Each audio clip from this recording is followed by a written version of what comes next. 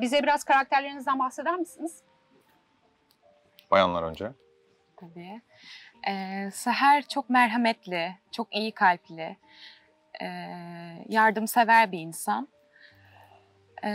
İçinde bir kötülük bulundurmuyor ve karşıdan da bir kötülük geldiğinde yine kendine uygun cevap vermesini biliyor. En önemli varlığı şu an için yeğeni. Yeğeni için yapamayacağı şey yok. Ay ne diyeceğim başka? Başka ne diyeyim? Yardımsever. Nasıl? Yani çok anaç bir karakter, onu söyleyebiliriz. Mesela. Evet. Toparlayıcı, kimseye ihtiyaç duymamaya çalışıp kendi elinden gelen bütün imkanları kullanmaya çalışan, yokluğunu kimseye göstermemeye çalışan bir karakter. Bölümlerimizde de zaten diyor hani bir eksiklikler olduğu zaman hani araştırırım, bulurum ve yaparım diyor. Evet, biraz dik başlı bir karakter, güçlü bir karakter, güçlü bir kadın. Yaman nasıl bir? Yaman küçük yaşta annesiz babasız kaldığı için belli bir süreden sonra ailesi olarak 3 kardeşi ayakta tutmaya çalışan ve bunun için mücadele veren bir karakter. Bunu hayatın şekillendirdiğini söyleyebiliriz. Zorluklarla karşılaştığı zaman ailesini koruma altında tutabilmek için elinden gelen bütün her şeyi yapmış. Bütün iş kollarında hemen hemen çalışmış. Ekmek kazanabileceği her yerde çalışmış ve bunu karakterine bütün artılarını toplamış bir karakter.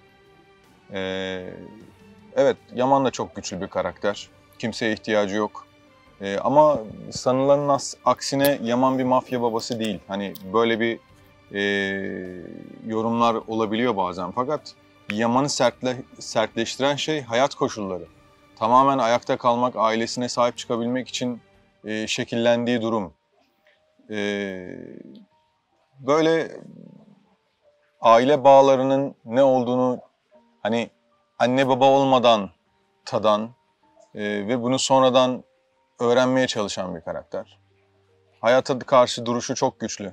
Adımlarını sağlam atıyor. Araştırmadan, bilmeden asla ilerlemiyor. Deriz ya, Türkiye'de bir tabir vardır. Yaş tahtaya basmaz. Yaman öyle bir karakter. Peki Yaman'la Seher'in 1. sezonla 2. sezon arasında bir değişimi oldu mu? Yani karakterlerin bir gelişimi veya değişimi? Evet, aslında bayağı oldu. Bayağı oldu. İkimize rolleri değiştik gibi bir şey oldu aslında 2. sezon. Yaman daha sertti. Seher daha şeydi, alttan alan kısımda ama şu an tam tersine döndü diyebiliriz. Çünkü Seher'in karşılaştığı durum çok bambaşka bir şey. Yani bir tarafta ablasının katili, bir tarafta yeğeni koruması gerekiyor ama bir yandan da aşık olduğu adam. Ama o eski Seher'i ilk başlarda biraz görmüyoruz. Evet, daha sert bir karakter olmaya başladı. Evet, Yaman'ı çok etkiledi Seher. Çünkü güven duygusu Yaman'da çok büyük bir problemdi. Dediğim gibi tek başına hayatta kaldığı için hiç kimseye ve hiçbir duruma güvenmeyen bir adam varken karşısına Seher gibi bir karakter çıktı ve artık onun kilitlerini çözmeye başladı. Kapılarını açmaya başladı. Dolayısıyla Yaman'ın biraz çelişkileri de var kendisiyle alakalı. Olmaması gereken şeyler artık onun için normalleşiyor gibi ve bu onu keşfetmeye çalışıyor. Dolayısıyla artık Yaman'da görmediğimiz bir duygusallık durumu ortaya çıkacak bu sezon. Sürprizlerle dolu aslında bu tarafta. Çünkü Seher'in etkisi çok büyük hayatında. Artık bir aile olmanın getirebileceği güzelliklerin de farkında ve şu soruyu soruyor kendine: neden bunu yaşamayayım? Ben hayata karşı hep sert durdum ama böyle bir şey var, neden bunu yaşamayayım gibisinden eski durumuyla alakalı çeliştiği fakat bu iyimser gelen tarafla da geliştiği bir durum var. Bu da hoş bir durum. Bu aslında bir sonraki soruya getiriyor bize. 2. sezonda izleyicileri neler bekliyor? Yani hikayede herhangi bir sürprize karşılaşacak mıyız? Evet, sürprizlerle dolu. Bu sefer hikayemiz sürprizlerle dolu. Aslında Sıla az önce söyledi bunu. Yaman değişiyor. Bir duvar örmüşken hayata karşı o duvarla çatlaklıklar oluşmaya başlıyor. Fakat bu çatlaklıklar güçsüzlük anlamında değil, daha farklı sevgi yolunu keşfetmeye başladı. Ve onun Yaman üzerinde çok büyük etkisi var. Olaylara bakış açısını değiştiriyor. Eskisi gibi duvarlar örmüyor. Değerlendirmesi daha farklı, daha duygusal. Bu Yaman da farklı. Yani burada sürprizlerle dolu bir Yaman göreceğiz. Evet. Ben de sana katılıyorum. Ya Seher için de öyle. Az önce de dediğim gibi rolleri değiştiğimiz için şu an Seher'in hep iç savaşlarını izleyeceğiz biz bir süre.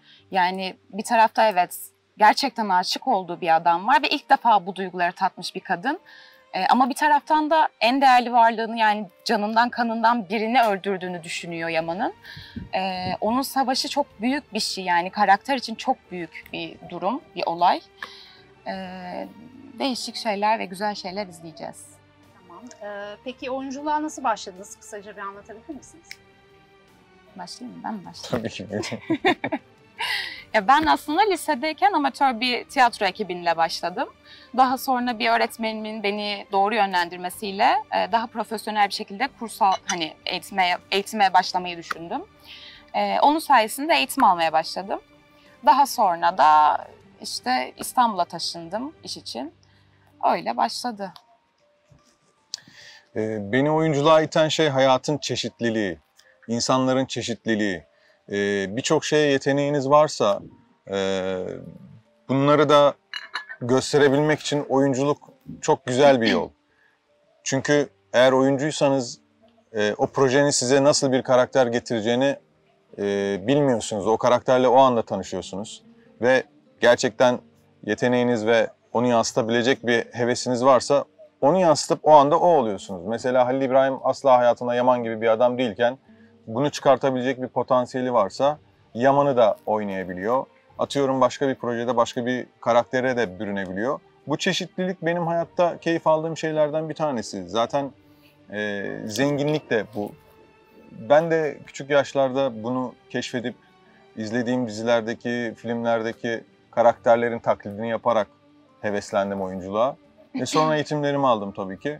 Bu da bizi buralara getirdi. Aslında Çok evet. da mutluyum burada olmaktan. Yani toplumda da biraz baskıyla büyüdüğümüz için belki de normal hayatımızda yansıtamadığımız çoğu şeyi oyunculukla yansıttığımız ya da daha rahat dile getirebildiğimiz için oyunculuğa başlamış olabiliriz. Evet. Ben de katılıyorum. Peki Emanet projesinde sizin ilginizi çeken en çok ne oldu senaryoda veya hikayede? Emanet tertemiz bir hikaye. Birçok kirlilikten arınmış bir hikaye. Aile bağlarını, hayata karşı insanların mücadelesini, birbirlerine olan sevgi, saygı, özel alanlarına olan özellikle bu durum çok önemli. Saygı, yani kişisel saygıyı, aile bütünlüğünü güzel yansıtan bir hikaye. Aynı zamanda insanların karakterlerinin güçlü olmasını sağlayan bir de dizi, bir proje. Çünkü sabretmeyi öğretiyor size, mücadele etmeyi öğretiyor size, aile bağlarını öğretiyor. Ve bunları yaparken birçok kanalda olan birçok dizilerdeki görüntüler veya konular yerine çok daha temiz yoldan ilerliyor. O yüzden daha insanların ailelerinde benimsedikleri, bizden bir parça dedikleri bir proje. Onun için ben bu projeye tertemiz bir proje diyorum. Herkesin kendinden bir şeyler bulabildiği bir proje. Beni de en çok etkileyen buydu. Ve Yaman Kırımlı'nın karakteriydi tabii ki. Mutluyum Yaman Kırımlı olmaktan.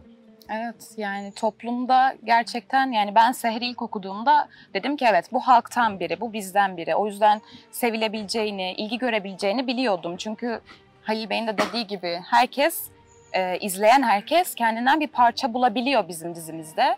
Son bir soru, sizi neler mutlu ediyor hayatta? Yani ben biraz duygusal bir insan olduğum için sevmek, sevilmek, birini mutlu etmek. Yani çünkü içimizde olan bir şeyi karşımıza, başkalarına aktardığımız zaman asıl mutluluk benim için odur. Yani ben birini mutlu edebiliyorsam evet ben mutluyumdur. Birine bir iyiliğim dokunabiliyorsa en ufak bir şeyde ben mutlu olabiliyorum. Yani başkalarının hayatına dokunmak benim için bir mutluluk. Evet, bunu da çok güzel bir şekilde bu dizide yapıyoruz aslında. güzel örnekler veriyoruz. Onları motive etmeye çalışıyoruz. Beni de mutlu eden şeyler benzer şeyler aslında. Sürprizler, ama şöyle sürprizler, yani değer verildiğini gördüğün sürprizler vardır ya, çok ufak tefek şeylerdir. Bir anda karşınıza çıkar, unutmamışsın böyle bir durumu gibi söylediğimiz olaylar vardır. Onlar beni çok mutlu eder. Karşı tarafın bana değer verdiğini, unutmadığını, düşündüğünü, gerçekten beni sevdiğini görürüm. Bunlar benim için önemli. Biz teşekkür ederiz.